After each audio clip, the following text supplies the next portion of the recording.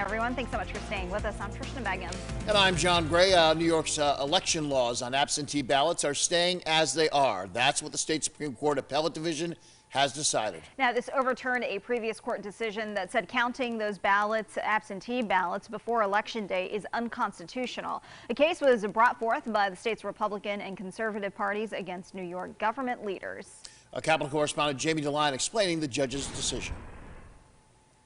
Judges voted unanimously to keep New York's new election law in place. This means the Board of Elections can continue to count absentee ballots as they come in.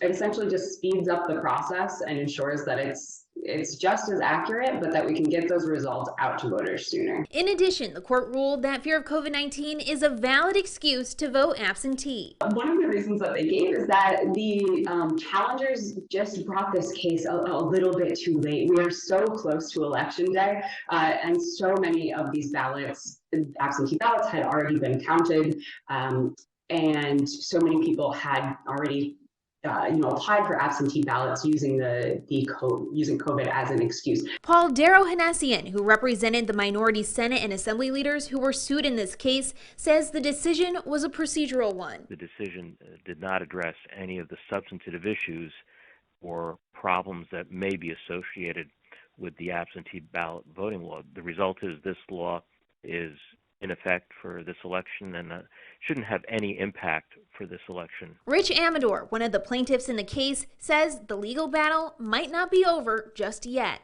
So we're considering all possibilities, including taking it to the higher court. Because once the election is over, it won't matter anymore. They won't be able to use that excuse. They will actually have to find on the constitutionality of the law. The New York State Board of Elections reassuring voters by saying, quote, county boards of elections will continue to canvass and count absentee ballots as they have been doing. The boards are reviewing for any possible cures. There is no impact for the voters. They should remain confident that any legitimate absentee ballot will be counted. If a voter needs to vote by absentee ballot, they can still apply in person at their county board of elections up to and including November 7th. Reporting in Albany, I'm Jamie DeLine. Thank you, Jamie. Now